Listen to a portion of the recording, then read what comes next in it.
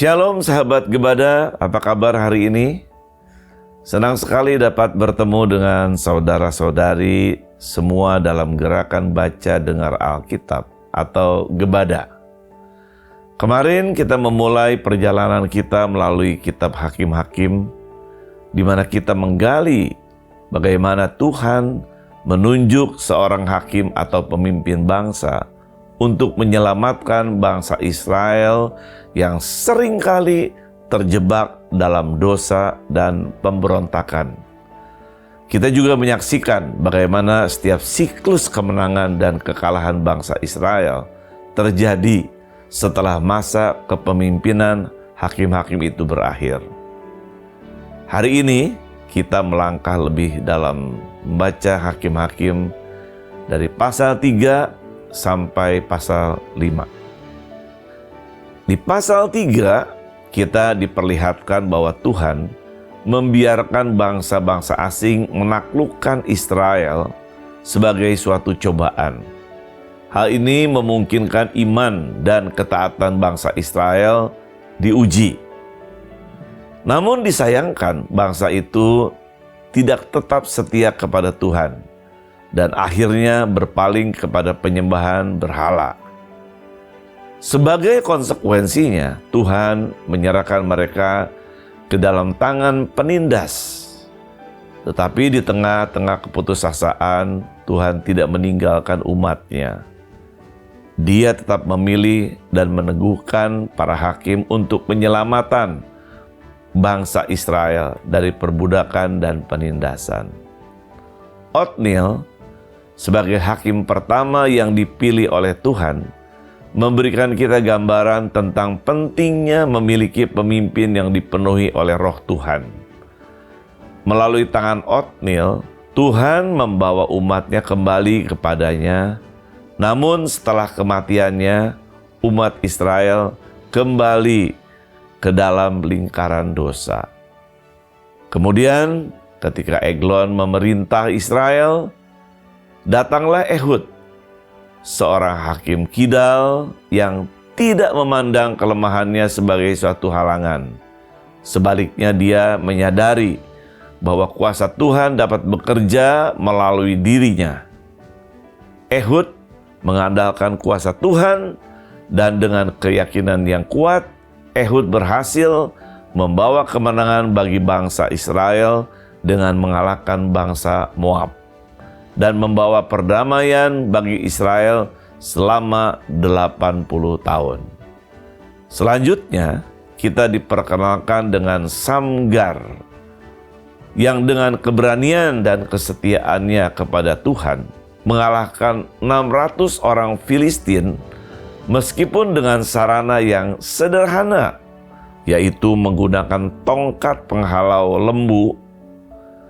Pasal 4 dan 5 membawa kita kepada tokoh perempuan yang luar biasa, seorang nabiah bernama Deborah. Dia seorang perempuan adalah contoh yang kuat tentang bagaimana Tuhan menggunakan siapapun yang bersedia untuk melayani Tuhan. Tanpa memandang gender atau latar belakang, dia memimpin bangsa Israel dengan kebijaksanaan dan keberanian, membangkitkan semangat perlawanan dalam membela umat Tuhan.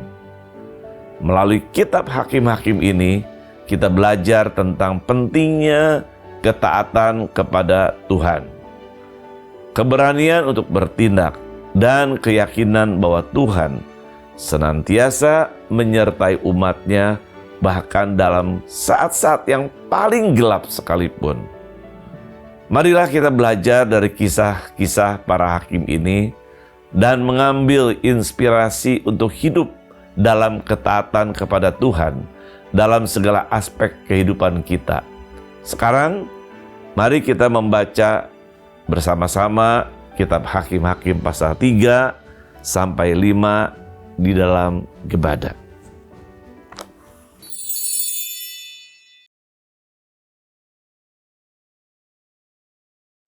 Inilah bangsa-bangsa yang dibiarkan Tuhan tinggal untuk mencobai orang Israel itu dengan perantaraan mereka, yakni semua orang Israel yang tidak mengenal perang Kanaan. Maksudnya hanyalah supaya keturunan-keturunan orang Israel yang tidak mengenal perang yang sudah-sudah dilatih berperang oleh Tuhan. Yang tinggal ialah kelima raja kota orang Filistin dan semua orang Kanaan, orang Sidon, dan orang Hewi yang mendiami pegunungan Libanon, dari gunung Baal Hermon sampai ke jalan yang menuju ke Hamat.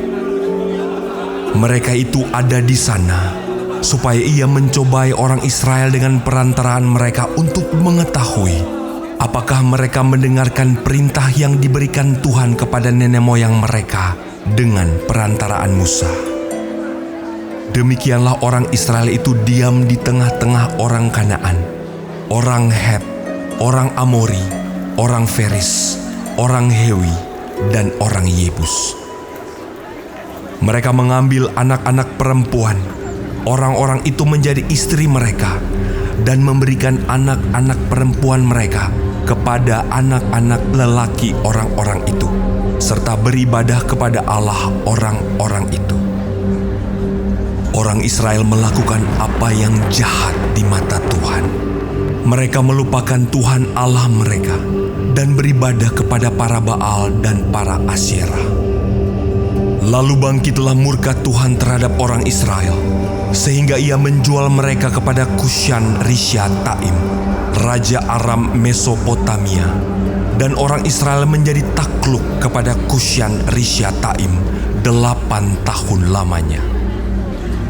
Lalu berserulah orang Israel kepada Tuhan, maka Tuhan membangkitkan seorang penyelamat bagi orang Israel, yakni Otniel, anak Kenas, adik Kaleb. Roh Tuhan menghinggapi dia, dan ia menghakimi orang Israel. Ia maju berperang, lalu Tuhan menyerahkan Kushan-Rishathaim, raja Aram, ke dalam tangannya, sehingga ia mengalahkan Kushan-Rishathaim. Lalu amanlah negeri itu 40 tahun lamanya. Kemudian matilah Otniel, anak Kenas. Tetapi orang Israel melakukan pula apa yang jahat di mata Tuhan. Lalu Eglon, raja Moab, diberi Tuhan kuasa atas orang Israel, oleh sebab mereka telah melakukan apa yang jahat di mata Tuhan. Raja ini mengajak Bani Amon dan Bani Amalek menjadi sekutunya. Lalu majulah ia dan memukul orang Israel kalah. Kota pohon korma diduduki mereka. 18 tahun lamanya orang Israel menjadi takluk kepada Eglon, raja Moab. Lalu orang Israel berseru kepada Tuhan, maka Tuhan membangkitkan bagi mereka seorang penyelamat, yakni Ehud, anak Gera, orang Benyamin, seorang yang kidal. Dengan perantaraannya, orang Israel biasa mengirimkan upeti kepada Eglon, raja Moab. Dan Ehud membuat pedang yang bermata dua, yang panjangnya hampir sehasta. Disandangnyalah itu di bawah pakaiannya, pada pangkal paha kanannya. Kemudian ia menyampaikan upeti kepada Eglon, raja Moab. Adapun Eglon itu seorang yang sangat gendut. Setelah Ehud selesai menyampaikan upeti itu, disuruhnya pembawa-pembawa upeti itu pulang. Tetapi ia sendiri berhenti pada batu-batu berpahat yang di dekat Gilgal dan kembali menghadap raja. Berkatalah ia, "Ada pesan rahasia yang kubawa untuk tuanku, ya raja," kata Eglon. "Diamlah dahulu." Maka semua orang yang berdiri di depannya itu pergi keluar. Lalu Ehud masuk mendapatkan dia, sedang ia duduk sendirian di kamar atas, di rumah peranginannya. Berkatalah Ehud, "Ada firman Allah yang kubawa untuk tuanku." Lalu bangunlah ia berdiri dari tempat duduknya. Kemudian Ehud mengulurkan tangan kirinya, dihunusnya pedang itu dari pangkal paha kanannya, dan ditikamkannya ke perut raja, sehingga hulunya tangannya beserta mata pedang itu masuk. Lemak menutupi mata pedang itu, sebab pedang itu tidak dicabutnya dari perut raja. Lalu keluarlah ia melalui pintu belakang. Demikianlah Ehud sampai ke serambi. Pintu kamar atas itu ditutup dan dikuncinya setelah ia keluar. Baru saja ia keluar, datanglah hamba-hamba raja melihat, tetapi pintu kamar atas itu terkunci. Lalu berkatalah mereka, Tentulah ia membuang air di kamar rumah peranginan itu. lalu mereka menunggu-nunggu sampai menjadi bingung. Tetapi raja tidak membuka pintu kamar atas itu. Kemudian mereka mengambil kunci, membuka pintu. Maka tampaklah tuan mereka mati tergeletak di lantai. Sedang mereka berlambat-lambat, Ehud meloloskan diri. Ia lewat dari batu-batu berpahat dan meloloskan diri ke arah Seir. Setelah ia sampai ke sana, ditiupnyalah sangkakala di pegunungan Efraim. Lalu turunlah orang Israel bersama-sama dengan dia dari pegunungan itu, dan ia sendiri di depan.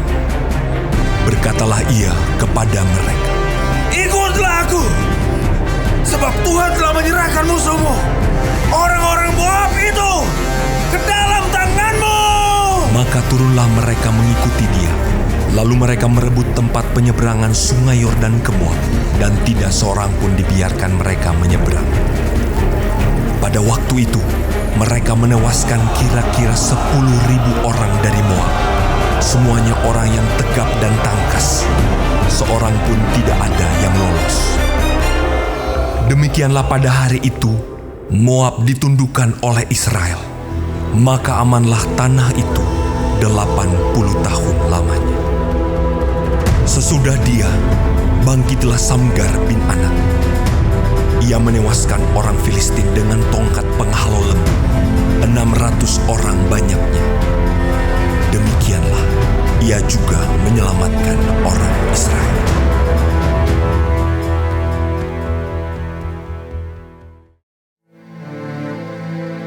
Setelah Ehud mati, orang Israel melakukan pula apa yang jahat di mata Tuhan. Lalu Tuhan menyerahkan mereka ke dalam tangan Yabin, raja Kanaan, yang memerintah di Hazor. Panglima tentaranya ialah Sisera, yang diam di Haroset Hagoyim. Lalu orang Israel berseru kepada Tuhan, sebab Sisera mempunyai 900 kereta besi, dan 20 tahun lamanya ia menindas orang Israel dengan keras. Pada waktu itu, Deborah, seorang Nabiah, istri Lapidot, memerintah sebagai hakim atas orang Israel. Ia biasa duduk di bawah pohon korma Deborah, antara Rama dan Betel, di pegunungan Efraim, dan orang Israel menghadap dia untuk berhakim kepadanya. Ia menyuruh memanggil Barak bin Abinoam dari Kedes di daerah Naftali, lalu berkata kepadanya, Bukankah Tuhan Allah Israel memerintahkan demikian? Majulah, bergeraklah menuju Gunung Tabor dengan membawa 10.000 orang Bani Naftali dan Bani Zebulun bersama-sama dengan engkau. Dan aku akan menggerakkan Sisera, panglima tentara Yabin, dengan kereta-keretanya dan pasukan-pasukannya menuju engkau ke sungai Kison. Dan aku akan menyerahkan dia ke dalam tanganmu. Jawab Barak kepada Deborah, Jika engkau turut maju, aku pun maju. Tetapi jika engkau tidak turut maju, aku pun tidak maju. kata Deborah. Baik, aku turut. Hanya engkau tidak akan mendapat kehormatan dalam perjalanan yang kau lakukan ini.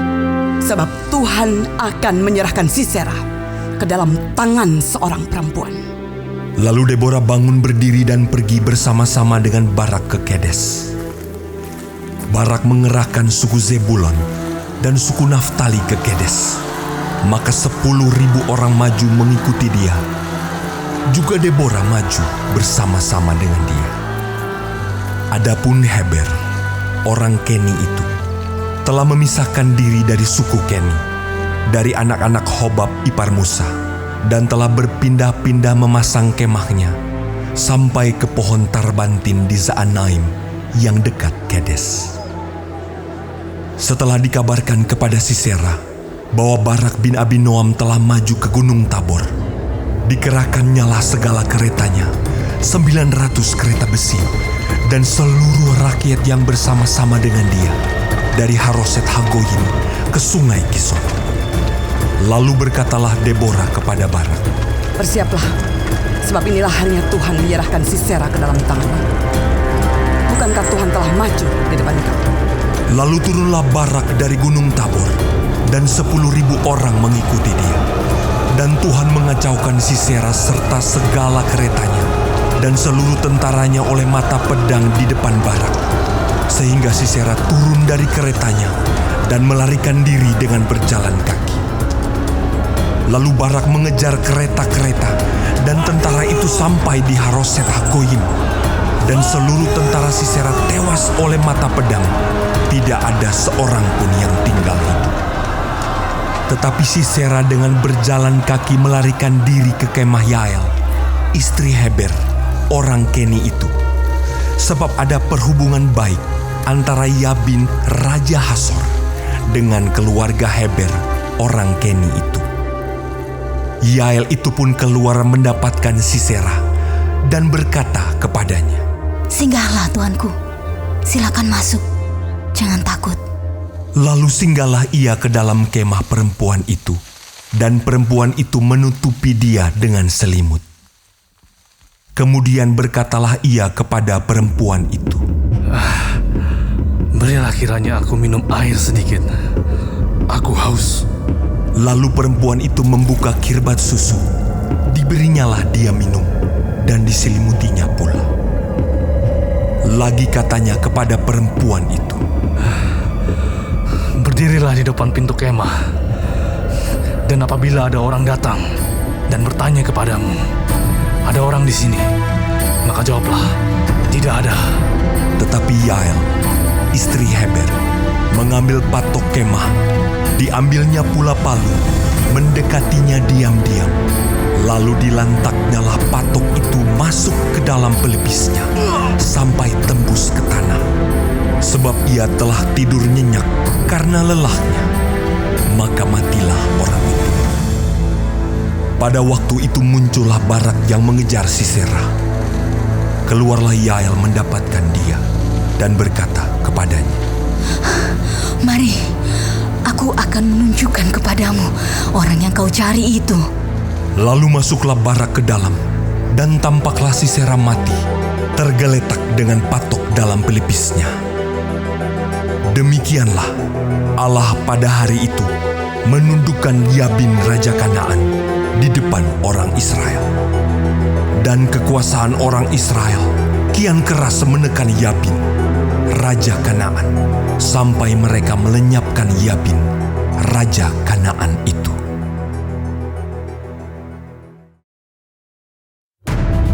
Pada hari itu, bernyanyilah Deborah dan Barak bin Abinoam demikian. Karena pahlawan-pahlawan di Israel siap berperang. Karena bangsa itu menawarkan dirinya dengan sukarela. Pujilah Tuhan. Dengarlah ya Raja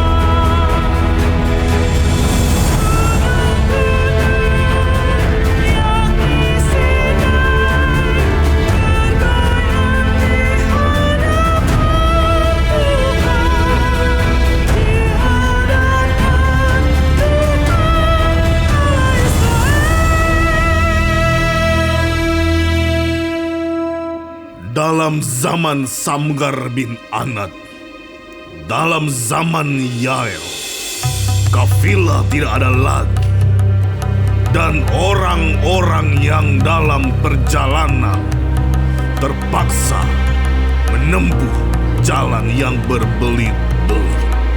Penduduk pedusunan diam-diam saja di Israel. Ya, mereka diam-diam.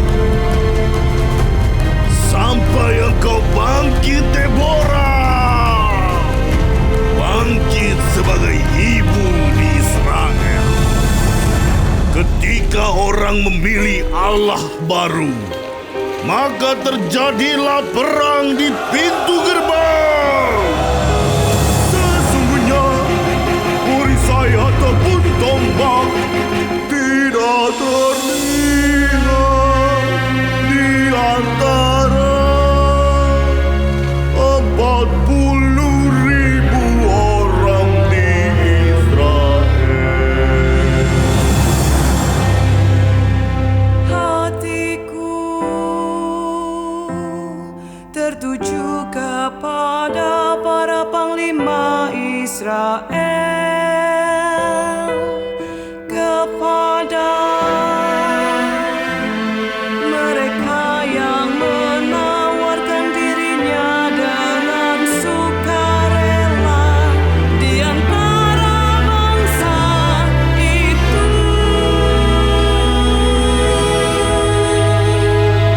Pujilah Tuhan, kamu yang menunggang keledai betina putih, kamu yang duduk di atas permadani, kamu yang berjalan di jalan. Ceritakanlah hal itu. Di tempat-tempat penimbangan air, menurut suara orang-orang yang berdendang, di sanalah orang menyanyikan perbuatan Tuhan yang adil. Perbuatannya yang adil terhadap orang-orangnya di pedusunan di Israel. Pada waktu itu, turunlah umat Tuhan ke pintu gerbang. Bangunlah, bangunlah, Deborah, bangunlah, bangunlah. Nyanyikanlah suatu nyanyian. Bangkitlah Barak, dan giringlah tawananmu, hai anak Abinoam. Lalu turunlah para bangsawan yang terluput. Umat Tuhan turun baginya sebagai pahlawan. Dari suku Efraim, mereka datang ke lembah, mengikuti engkau, ya suku Benyamin, dengan laskar. Dari suku Makhir, turunlah para panglima. Dan dari suku Zebulon, orang-orang pembawa tongkat penggerak. Juga para pemimpin suku Isakar menyertai Deborah. Dan seperti Isakar, demikianlah Naftali menyertai Barak. Mereka menyusul dia dan menyerbu masuk lembah. Tetapi pihak pasukan-pasukan suku Ruben ada banyak pertimbangan. Mengapa engkau tinggal duduk di antara kandang-kandang sambil mendengarkan seruling pemanggil kawanan?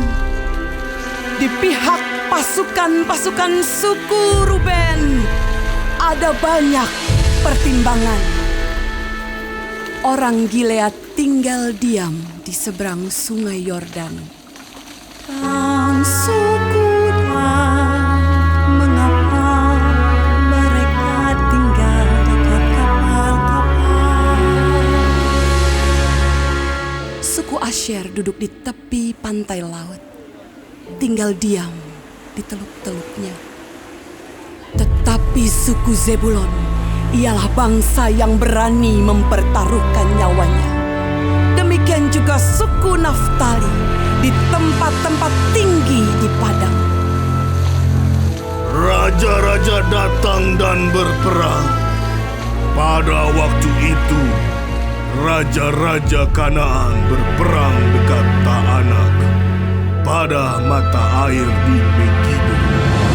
Tetapi perak sebagai rampasan tidak diperoleh mereka. Dari langit berperang bintang-bintang. Dari peredarannya mereka memerangi Sisera. Sungai Kison menghanyutkan musuh. Kison, sungai yang terkenal dari dahulu kala itu. Majulah sekuat tenaga, hai jiwaku. Ketika itu menderaplah telapak kuda karena berpacu lari kuda-kudanya. Kutukilah kota Meros, firman malaikat Tuhan. Kutukilah habis-habisan penduduknya, karena mereka tidak datang membantu Tuhan sebagai pahlawan. Diberkatilah Yael, istri Heber, orang Keni itu, melebihi perempuan-perempuan lain. Diberkatilah ia, melebihi perempuan-perempuan yang di dalam kemah.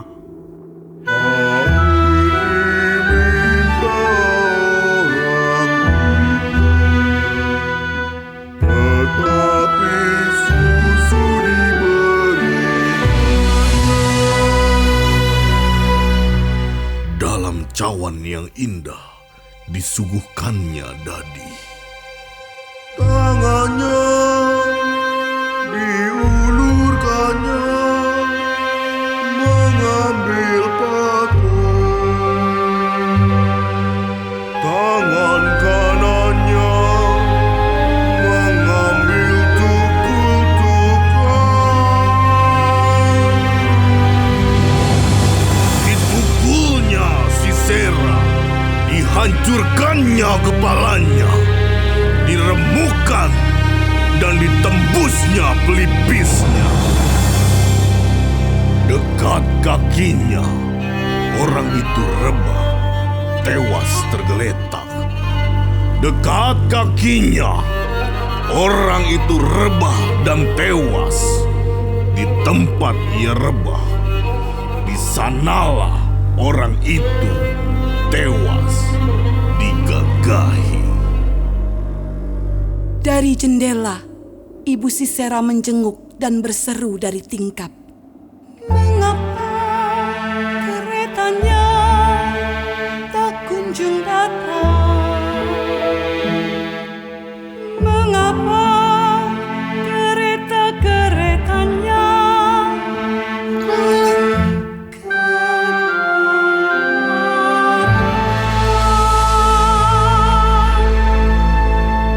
Yang paling bijak di antara dayang-dayangnya menjawabnya. Dan ia sendiri juga membalas perkataan. Bukankah mereka mendapat jarahan dan membagi-baginya? Gadis seorang dua untuk setiap orang jarahan. Kain berwarna sehelai dua untuk Sisera. Jarahan kain sulaman aneka warna sehelai dua untuk leherku. Demikianlah akan binasa segala musuhmu ya Tuhan. Tetapi orang yang mengasihinya bagaikan matahari terbit dalam kemegahannya. Lalu amanlah negeri itu